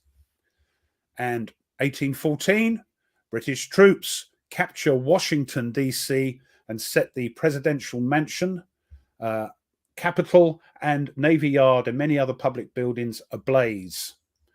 The presidential mansion is the posh word for your White House, isn't it? Correct. So the burning of Washington, also known as the capture of Washington, was a successful British amphibious attack conducted by Rear Admiral George Cockburn during Admiral St. John Warren's Chesapeake campaign. It was the only time since the American Revolutionary War that a foreign power has captured and occupied a United States capital. Following the defeat of American forces at the Battle of Bladensburg on August 24th, 1814, British Army, led by Major General Robert Ross, marched on Washington, D.C. that evening. British soldiers and sailors set fire to multiple public buildings, including the White House, the United States Capitol, and Washington Navy Yard.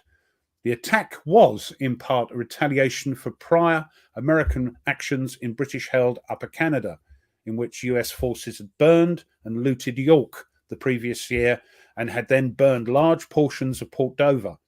Less than 4 days after the attack began, a heavy thunderstorm, possibly a hurricane and a tornado, extinguished the fires and caused further destruction.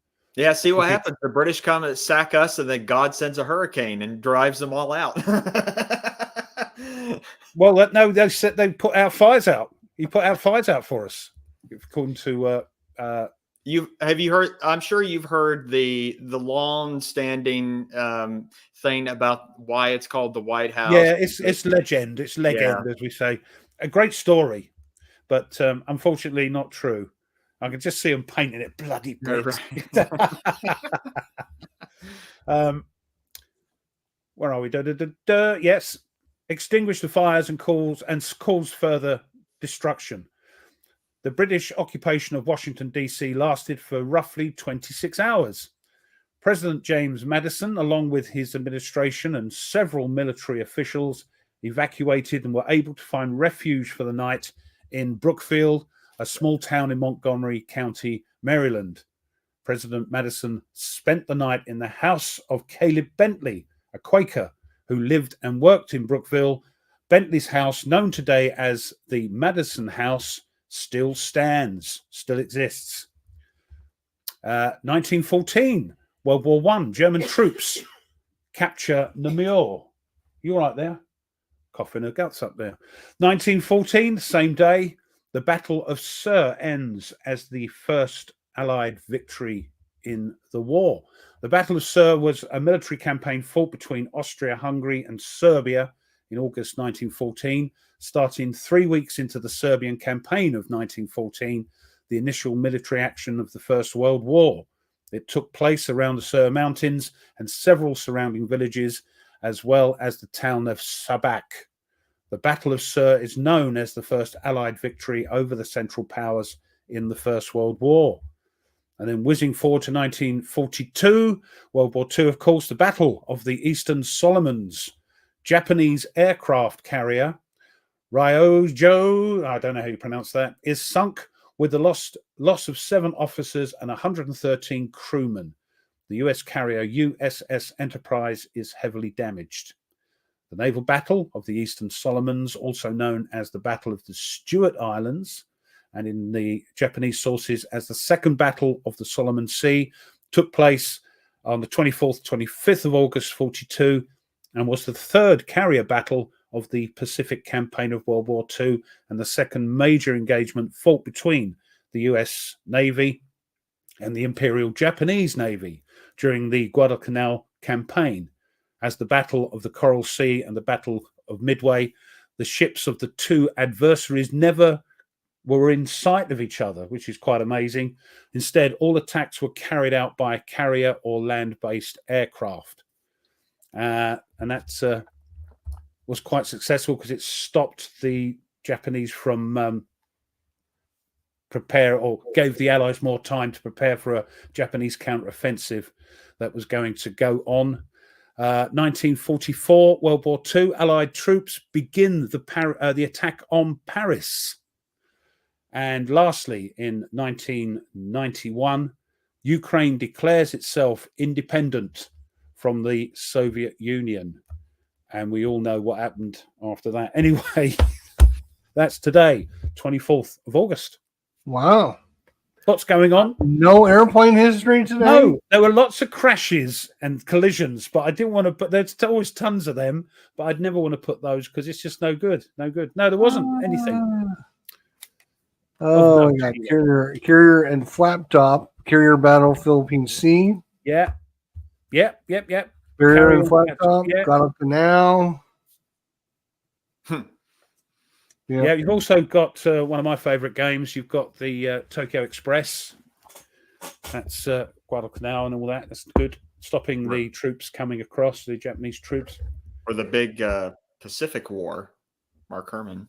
Oh, you got the big, yes. One day, where is it? One day. Yeah. Is it all clipped and organized? No. There is tons of stuff. Oh, yeah. Should it be on the top 20 games of all time? I'm not sure if it should. It's a classic. It's a reprint of a classic. Is it SPR game? No, it's Victory Games. Is it Victory Games? You Yeah. sure is it? Right. Mm-hmm. Yep, came out Victory Games, and then it went to GMT. Right. Okay. There we go. So yes, classic old game, if you like, old school game. Should it be on there? Don't know. Did many people buy it? Was it a popular game in the days of Victory Games? It was very popular. Yeah, GMT really. I think it was their 2023. I think it was their number one game. Yeah, and was it popular in the VG days? You know, so very. Yeah. I think it famous was. Words. Yeah. Yeah, I remember the VG version as well. Yeah. Yeah. Famous last words. I'll get to it. All right. So let's go through our 300 down to 291. I'm going to do this kind of quick, though. We're not gonna go since Ruff already took half an hour. Oh, shush! He got on you number, this week. Last number week. 300, History of the World. I don't know anything about that one. Can't say much about it. We're not commenting because we want to get through this quick. Since Yeah, we'll say we keep stum here. Number 299. This has got to be our 27th or 28th Warhammer Miniature Systems game. So if you own a Warhammer Miniature Systems game, you're probably in the Wargame list, because it seems like every other one is a Warhammer miniature game. Number 298, Battle Hymn.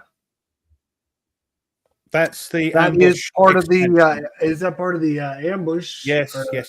Ambush expansion. Yeah, expansion. Number 297 is Enemy Coast Ahead, the Doolittle raid. Now, Ruff, you have that one, right? I have that one and have played and made videos on the complete game. Where is it now? Here it is. Oh. Yeah, it's on my channel. I have a book autographed by one of the Doolittle Raiders. Lovely. Yeah. That's cool. Great. Cool. Yeah. Oh, Battle Hymn is a standalone ambush system in the Pacific. Yeah. I knew it had something to do with that. Yeah. Yeah. So it's a battle. Enemy Coast Ahead, the Doolittle Raid. 297. 296. Stonewall Jackson's Way. Another one that I don't know much about. Great campaigns of the American Civil War. Oh, that's why I don't know much about it. This is the Avalon Hill version. I was going to say, is that the original Avalon Hill one rather than the and I believe that is the first game in the GC-ACW series. Ah. I could be mistaken, but I believe that is correct. Is that one of the ones you picked up for dirt cheap? Correct. Oh, yep. I thought there was a small. Oh, geez. Number 295, the original Lock and Load Band of Heroes. First volume. How about that, huh?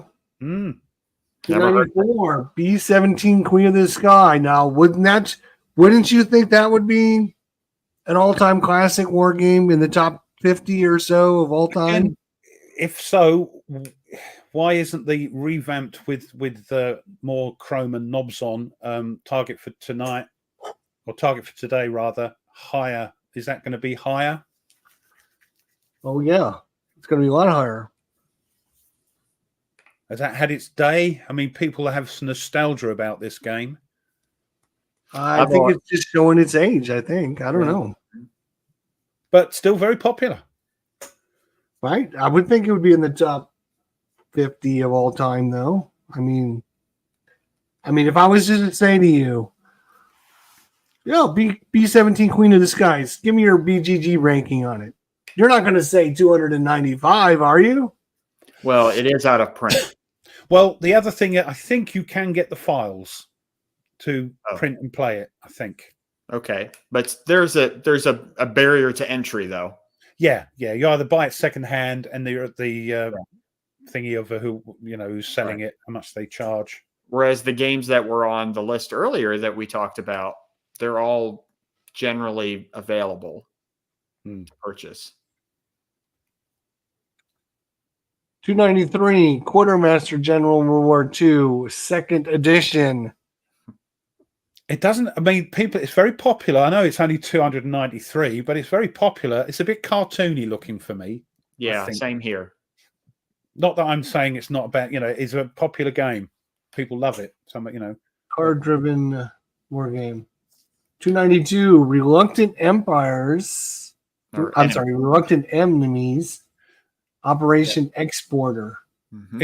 They reckon is the entry one you want to get if you want to get into that OCS series. Yeah, again, because of that, it's very expensive to get. And 291 Africa, 2nd edition. So yeah, B-17 Queen of the Skies. That surprises me that one's that high.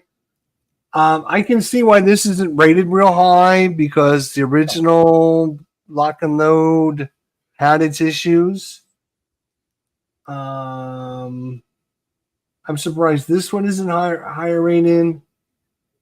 Again, and I haven't played this one, but I hear a lot of good things about this one. It's hard to get hold of and it's expensive. Is it because? Yeah, but that's not going to affect its rating. This is all based on rating. Yeah, but if it's hard to get hold of and you've only got 10 people rating it, and then you've got whatchamacallit, one that I said 400 people playing Enemy Coast Ahead, you're going to get a higher rating, aren't you? I would have thought. Yeah. Well, it doesn't make it a less good game. Just don't think many people have got that as opposed. I wonder if is it because maybe the European theater of World War II is more popular than the Pacific theater of World War II? Because generally, I think so. I gotta believe that has something to do with it. Yes, 333 ratings, 2,074 for Queen of the Skies. But then you've got this one. Yeah, this is it. It's the OCS entry. The OCS one they recommend to start OCS with has about the same amount, but it's higher. Maybe because it's easier to get. I don't know. All right. Well, there you go. That's our list for this week. Interesting. Yeah, we'll see how it goes as we progress through this. Ruff, you're going to miss the next couple of weeks, so you won't get to see what the ranking is. You say that, but I might be around next Saturday from sunny Spain. If I can be, if the internet's good and you send me the link, I'll come in and see how we go from there. But the following Saturday, certainly not. But you'll be hosting 2 more times, I'm afraid. It's all right. I We can think make it up. we can handle it. We'll find something to talk about, Nate, next week. Nate, it'll have to be your show, Nate. Mm-hmm. Since Ruff will miss out, we just have to forget him. Move on without him. Do we? Okay, so hopefully, Ruff, you can join us next week. Yeah, I'd love to. You know, the following Saturday, I can't. It's if we see you in your Speedo, though, I'm gonna have to pull the plug. As we call them, the old budgie smugglers. No. No way. No, I'm going all no way, Jose. No. All right. Thank God for that. Woo. Yeah, I'm looking forward to it. It looks beautiful, Stuka. It looks really beautiful. So, want to try a lot of tapas, drink a lot of Spanish wine, and take in the sun, and talk a bit of Spanish. The pre-COVID BGG rankings in a few years, we speak about. Yeah, that's right. In a few years, you can go back and look at our rating. As you can look at my show that we did, and you can see all the ratings and see what they were at. In 2030, you can go back and look at this and say, "Oh, look at where they were at in 2024." Yeah, I don't know. There's probably a way to do what Nate is asking, but I don't know how to do it.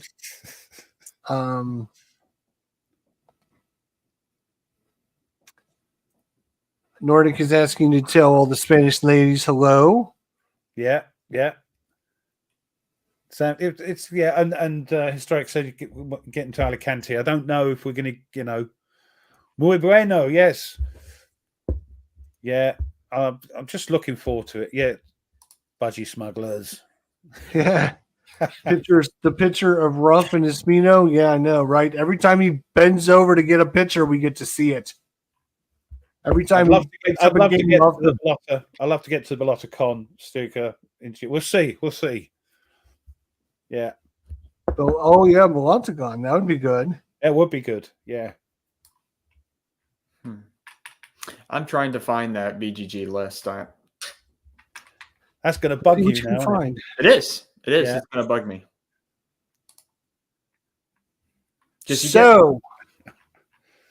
Where do we stand? We decided we just can't do it. There's no way we can just sit here and bitch about the BGG list, and there's nothing we can do about it.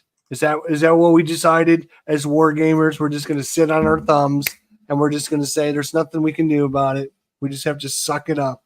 Well, I will say this. So I've heard, I know it's a common thing whenever any live stream I've watched, any YouTube video I've watched of people talking about in the war game space, talking about the BGG list, that there's always, the lists are meaningless, and why are we moaning and complaining about all these things, all the games that are in, does it fit here and fit there? And it's all meaningless. We shouldn't take, part in the conversation. And I don't agree with that. I don't agree with that at all. I think that the discussion of what the game is, like the categorization of the game, is it a war game, and does it fit on a list, and does it fit high or low on the list, I think is an important conversation, because it gets us, obviously it's good to talk about our hobby and about what we love, and we want it to grow, and we want more people to come in and enjoy them. But also the list, even with all of its problems. I mean, I have heard so many different things about BGG being wrong and ranking things wrong and things like that. I'm sure the people at BGG know that. They already know that. They know that a lot of their lists are skewed, and that's fine. That's fine. But what is interesting is looking at why the games are there on that list and in that ranking. It tells us what people are playing and what people are interested in, and at least where traffic is going on the internet. Doesn't mean necessarily that people are actually playing them. But it does tell us that people are interested in those games that are on that list there. And how people's gaming tastes have changed over the years. Ruff? Yeah, just Look sorry like you've had a lot of thoughts. As I didn't want to interrupt you there. I always interrupt. I can't help myself, but I made a point of keeping quiet there. As you say, lists are useless, but I love them because they are useless. Because they're out of date as soon as you make them, and one man's list is completely different to another lady's list, and it's all waste of time. But I love them because it gives me an idea what's hot and what's not. And from a purely sort of selfish point of view, I can see what might be coming up next, in the collection, and then do a bit more research on that. If it's, I've not heard of this game. This has been, it could be a non-war game, that I need to look what happened to me and explore it, for goodness sake. It cost me a fortune, Mike. Thanks. But I apologize to those in the chat are trying to figure it out. It's HMS Hood. Yes, Hood. Yes, you mentioned it before. It's lovely. Often in order for trying to figure out what it is. Yeah, he was right. I think. So let's. But I agree with you, Ruff. I agree. Yeah, I'm just saying that they're completely useless, pointless, but I love them because I do like to see what other people think. I mean, lists have been around for thousands of years. I mean, we still talk about the 7 wonders of the ancient world, and do they all fit on the list, and why are they all on the list? But we still talk about it. I mean, we still talk about the guy Philo of Byzantium who put together this list, and why is it that 5 of the 7 are Greek, and the other 2 are, one's Egyptian and one's Babylonian, and why they're on there? And it's like Stuka says, lists are the gateway to discussion, and which will be interesting, but it's also healthy for our hobby. Or in my case, poverty. Right. I think lists are super important because it shows, it classifies things by importance by having a list. Whether you agree with the list or not is different. That's a different discussion, but lists will show you the importance of something. Yeah. Obviously, when we run a race, somebody comes in first, somebody comes in second, we list them by what position they are.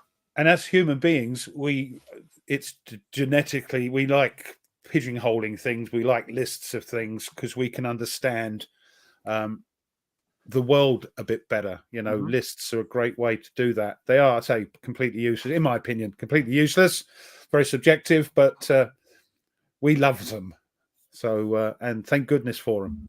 Well, and it's like on YouTube when people do their top 10 games.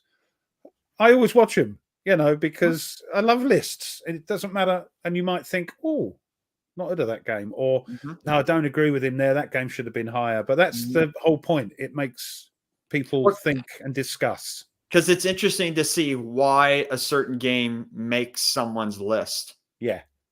Like, what is it like? Like I've watched some videos where there's some games that I can't stand, and I don't want to play, but yet it's someone's favorite game. Someone's list. Yeah, it's their little love list, and that's fine. I'm going, that's you're doing your schmuck. Should be on there, but it's their list, and they've also made the time to make a list. And it's that's what I like about them. Yep. I mean, Jester, what would what do you think about? Because I know you've been asking us a lot in our opinions, but what's your opinion about this top 20 list, and are there any games that you think don't belong there? I think the point the point of this wasn't to create the list. The point of this whole exercise was to show you guys how difficult it was for us to come up with a list that we were going to make. Because as you mentioned, everyone, it goes back to our top 10 games, play 10 games challenge. It's not about playing the 10 games. That's not the challenge. The challenge is to come up with your list so that you can do that. That's the hard part of the challenge. Anyone can play 10 games, well, except for Ruff. Anyone can play 10 games a year. I tell you what, how many have you played? Too many. No, on your list. 6. Have you? So have I. So we're neck and neck. Oh, Yeah. You've We're never playing beat me GBA. yet. Hey. You've never beat me in this challenge yet. There's still time. I think we've tied just about every year. I think Rob. so, yeah. Well, I think this is the most we've actually played, in a Yeah. year. It's I 6. started off the first week. I got like 4 done the first week. wait, So- wasn't there one year that wasn't it one of you had like 1 done by the end of the year or something like that? Was that you, Ruff? That first year? I think the previous year I did 4. That was before he started hooking up with Tony and Blue to have him play this. Oh, Yeah, we're close. So See, it me was and Tony just are them working back out. then. He says GBH on your list, GBOH on your list. I said, yeah. Is it on yours? He went, yeah. Okay, let's play some GBOH, which is great. It's great. That's cheating the system. It's not. It's cheating the system. Speaking of cheating the system, do you realize a couple weeks ago, boys, that we gave everyone mhm. the opportunity, an opportunity to get rid of one of their games on the list? And you know how many people took advantage of that? About 3, I think. 0, because none of them got 10 likes. All we asked was that you I was going post- around click. all click, you had to click do on was them. post a comment saying, I would like a subject of this, and have 10 people like it, and you could change one of your games on your list. Nobody cares. Nobody cares. Our 10-game challenge is a thing of the past. They don't want free games. Nate, I'm going to have to send them all to you this year Oh, okay. Oh, that's great. because nobody else wants them, I guess, Rob. And I'm Send going not parents. to keep mine. Uh, Sell them. I There we mean, go. You got some, I'm not even going to spoil what you got, but you got some games that are like, you better have them under lock and key, because if people find out you got them, your house is getting broke into. Yeah, there's a couple of good ones there, Yeah. plus whatever we get sent by the good people who design and make games. Well, wait, say that. Yeah. You get games from people.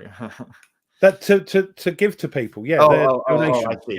Yeah. I see what you mean. That's what I'm. I talking also about. have, I also had tried to give away a copy of Red Storm, not Red Storm Rising, Stalin's Triumph, 2nd edition upgrade kit, and nobody wanted it. I was going to send it to somebody for free. I guess nobody cares about Or this. maybe stuff they anymore. haven't. They don't need it. Because if you buy it I guess now, not. I guess not. Nate, do you need it? No, Are you sure? I'm very sure. All right. I haven't bought a game. I need to get it out. I'm trying to clean house. You see everything's nice and neat back there? How's the YouTube-a-thon going? YouTube Sellathon is going along. The first week went really good, but I had a lot of sports stuff. And this week I had more war games and Euro games. I haven't sold one thing, not one thing this week. So I'm very disappointed with how things are going. Very disappointed. It's like shipping. Christoph saying how much is to ship them to Belgium? A lot, I would have thought, Christoph. There's a couple there I'm thinking, I wouldn't mind, but it's going to cost $40, $50, $60 to send a bloody thing, I understand. I know shipping is the pain. I mean, just to get one of those priority boxes, I went to the post office, $18.40. I'm like, oh my God, that's a lot of money. And it's got to fit inside the box for me to be able to ship it to you. Inside Otherwise, you have to use like a regular cardboard box, and you're talking $25 to $30 to ship something in loose, because they'll get out their little measuring tape and they'll be like, oh, that's $37. Number size, yeah. Oh, screw that. I appreciate got duty as well. You got VAT on top of it. It's crazy. I mean, the stuff from Hexplore It. I mean, the amount of VAT that I've paid is stupid. And the same with Awakened Realms for my Nemesis stuff. I could have bought, I don't know, another 4 or 5 games with that, with the amount of VAT I'm paying. It's terrible. It's a crime.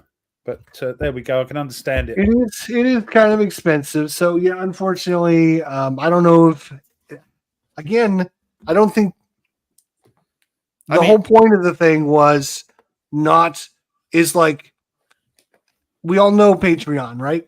You've been on Patreon channels, people that go to Patreon. I don't want to go to Patreon.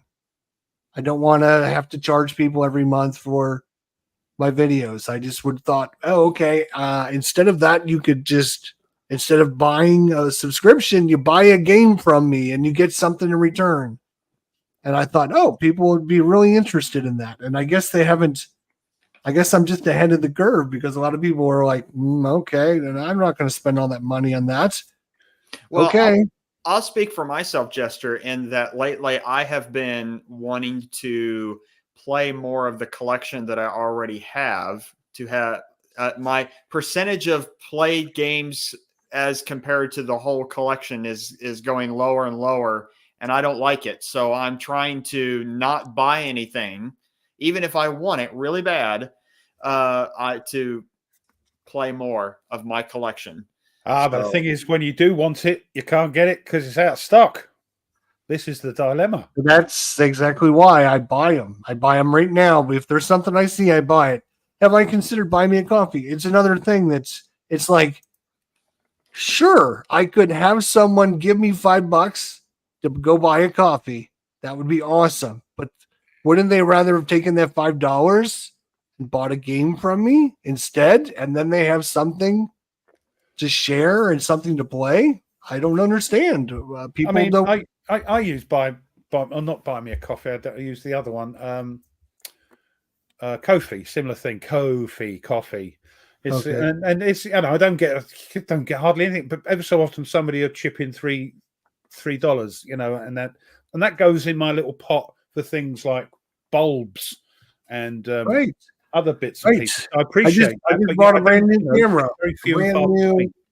Camera that was like $78. I had to. It looks very out of my pocket, I don't mind. I don't mind that. It's just. Demi wants to know where the games are listed that you're selling. I did videos. All you have to do is go look on my channel and go look. The channel. Like when you go to my channel, the intro. What is it called? The intro video is part 2.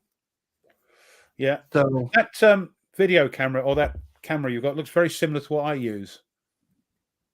Yeah, it looks very similar. Is it wide angle? It looks, it's not the same, but it looks very similar. Yeah, it's not a bad little camera. Mine was about 50 quid. Yeah, 60 odd dollars. Yeah. Yeah, I think this was like $72 or something. Yeah. The other one wasn't zooming and wasn't doing what it needed to do. So I'm like, I'll just get a new camera. I don't mind. It's just, right. as you guys know, you got to buy the lights, you got to buy the cameras, so it's like, if I could find a few people to buy a few games, then I could afford a few things and, just kind of helps the world go around, I could just post all these over on Board Game Geek, right? I could do that, but why? Is there an advantage to selling it to a random human as opposed to having someone donate it to my channel? Doesn't it make sense? Selling to probably one of your subbies, your subscribers, and it's going to go right, to a good. That's what That's what I'm trying to do is like advertise it on my channel. Like, hey, here we go. I got games. No, I got a bunch of other games. Maybe it's just people aren't interested in the ones that I've got right now. Well, if you sold Knock Paris, I know who would buy it. Knock Paris is coming up because I decided I'm getting rid of that one because I'm not going to play it. So there you go, Nordic. So it will be available. Like I'm still waiting for Tweez to do his train video. Right? Yeah. Like these 3 games. This is a perfect example of what I'm talking about. $20 a piece. I bought these. It was like they were it was over 100 for I got everything for that. And so I'm just trying to make $20 back on each one of these games. Oh, by the way, as it's coming up, don't forget to push the old smash the like button for poor old Jester because he needs all the help. Nobody's buying his game. Nobody's buying his game. Won't subscribe. You guys won't buy my games. I need every like I can get. Oh, bless his heart. So, and all the ones that I've shipped out so far this week, I've been able to get into the priority mail boxes. I've had to jam them in there, but they get in there. Good. Koi says, I'd have a nab of them, but it's the postage, silly. for us to. Well, that's why I'm trying to use the postage box so I know how much it is. Because, he's on my side. Yeah. He's Over on your my side, side of the yeah, pond. yeah. So it's silly o'clock money. Yeah, It is, and I understand that. I just it's hopefully going to be a good cause though, because I'm going to be calling a lot of stuff this year. So I just have too much stuff. We all do, but yeah. I tell you, one of the nice things to watch is on Noble Night when a game is added. Like there's one in particular I've been watching. It started at 135 and now it's at 80. Well, the Noble Night are doing free international shipping. yes, I was going to mention that to you, Rob. But you've got to spend something like $250. $299, $299, $300. Crikey. Yep. No. Come on. $300. Come on. There three games that get you 3 good games and it's $300. No, I'm sorry. $300 is a lot of money. Yeah. It's a lot to go bang. You know, we over months we spend far more. It was over 200 for that Hex Explorer stuff that I just picked up. I know. Tell me about it. And that's just one season. Yeah, but I've got a good price because I'm doing it on GameFound. So you're getting it for a core game is $60. You know, which isn't too bad. I would be interested. It would be. I don't know whether you could put this on a spreadsheet because I know you like them. Is all of your games? I would be curious to see what the current at market price is for all of the games that you have and how much your collection is worth. I think that would be an interesting sort of experiment. Can you see that? Well, you mentioned that. Do you see the look of fear in his eyes when you mentioned that? It's like, oh God, no! Don't let the wife know. I mean, I have a pretty good idea what it is worth. I'm thinking probably somewhere between 15 and 20,000. Oof, boy, a lot of gaming there. There's a lot of gaming in there, and that is true. Yeah, that's why when I talk about $100 or $200, it's. I mean, people make it. Oh my God, that's a lot of money, but it's not really. In order to go, someone could get a doctorate in math on that one. Right. Well, Ruff, what you're going to be gone, so well, hopefully there'll be a couple. We're gonna send you the invite, but yeah. But I'm trying to get a couple of little unboxing videos done for next week. I have started the next patrol, but of course, I won't be able to finish that until I get back. Who's it? Is Nate finally decided to do something? Yeah, he didn't do much. It was a bit of a, but anyway, you know, tried to shoot something down. No, to be fair, and he threw me back in the pub. He's back. Yeah, they're back landed. He's going to go up. Hopefully, go up again. But yeah, great game. We're really enjoying it. So that will be when I get back. But we've got the unboxing of Skies Above the Reich and Overflight. Hopefully, will be on the channel. So there's something on the channel before I go, and then we'll get back onto it again. And then I've got a couple more. I don't know what to do. I'm going to be playing A Glorious Chance after that when we get the final patrol done on Skies Above the Reich. I'm looking forward to that Gina Willis game, 1812, Lake Ontario, never happened battle, but it just looks great. Naval stuff. Oh, yeah. Might be playing Hex Explore It on Tuesday. And that's about it. With finishing off, we've got the big battle. I noticed your when I showed up. Now you guys do it when I'm at work, so I don't get a chance to watch the whole thing. But I noticed that you were damned, Ruff. Oh yeah, and I'm damned. I am damned. It's a really good thing to be damned. I'm like, well, that figures. Figures. Yeah, I got one of the aspects you can't normally get until you die, but I got it early. So interesting. Yeah, but it's a good it's aspect. Fantasy, Nate. You wouldn't understand it. It's fantasy. Oh, yeah. Okay. Anything coming up for you, Nate? You got school. You got professors coming back. You got students now. Mm-hmm. You have to go into work all professional again. And then my PhD that I'm still working on, but I'm playing. I got to play a little bit today. Downfall. Still playing that. Want to get through that. Don't you? That's really got you, that game. It is. It's very, very good. Cool. That's cool, and that's what it should be doing. You know, it's like Skies Above Britain. I'm thoroughly enjoying it. You know, I'm getting things wrong, and it's great that people are, you know, sort of in the comments saying, "Oh, you should do this." Oh, by the way, when you do that, it means this. You know, so and I'm learning all the time. It's brilliant. Everybody seems to be enjoying it, which is fantastic. Yeah, and it's the same with your Downfall. Yeah, you know, it's a good game. It's a good game. It's a really a fun like mind exercise when you have to split your mind between, you know, the yes. different I'm not factions. sure I can cope with it, but look, I've got the oh, nice. the And you get mounted the mounted maps. Yeah, of Nice. course. Excellent. Got to get the mounted maps. And I How should do be you know getting if you got the mounted maps? sometime this week because I did the P500 for Normandy 44 and with the mounted maps from Oh, GMT. right. I've just ordered the mounted. See, I just have the map sheets. I didn't even get the big boy one. Yeah, This is going out too. But then, I've got Normandy 44 already. Yeah. The previous sort of printing, but I've ordered the box and the mounted. You've got to have the mounted maps. I love of course.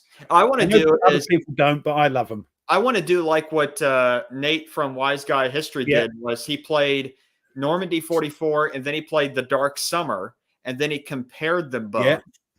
Which was really cool. That's a professor with too much time on his hands. I would contact his uni or his college. So you realize what one of your professors is doing. Oh my gosh, crazy. All right, guys. Well, we're gonna wrap things up. Rumph, have a safe trip while you're gone. We're gonna be sorry to that you're not here, but we'll send you the link and you'll get over it. Pray that you can show up. Yeah, I'm looking forward to it. A lot of tapas. That's what I'm looking forward to. Nice. So just chill out. Yeah, with the family. Be nice. All right. Well, that sounds good. I don't have anything scheduled. Thanks for asking, but I don't have anything scheduled. No problem. As far as I know, I was supposed to do something with Phoenix Night, but we never really figured out what we were doing. Your tribute to Birthday Boy, didn't you? Yes, I did. Yes, we both had a video. I played Arkham Horror. He played Call of Cthulhu, what is it called? The role-playing game or something, I guess, where we both played it on H.P. Lovecraft's birthday, which was the 20th of August, I think it was. So, yeah, it was kind of fun to have that. Cool. So, that was good. Yeah, we were hoping to do... so we had originally talked about doing something that night together. It didn't line up, so then that we were talking about maybe Saturday night doing it tonight, but then we never really talked about it, so we never got scheduled. So I'll tell you what, do it all by myself. Phoenix Night is going through Skies Above Britain. Is he? Yeah, there was a post on Tech Up saying I'm going through some. It looks like he's doing. Oh, I've seen him practicing. Yeah, so putting on his brilliant. Yeah. It's absolutely great. So awesome. Hope he enjoys it. All right, guys. Well, Rob, have a good trip. We'll see everyone next week right here. Nate, you'll be hosting, coming up with some kind of crazy. I mean, you'll be coming up with the subject. Yeah, of course. All right, good. And we'll see if we can find a temporary replacement for Ruff while he's gone. Yeah, I'll try and join next week. Send the link. We'll see how the old internet is over in sunny Spain. And I'll pop in and say hi, so tell you how I'm getting on.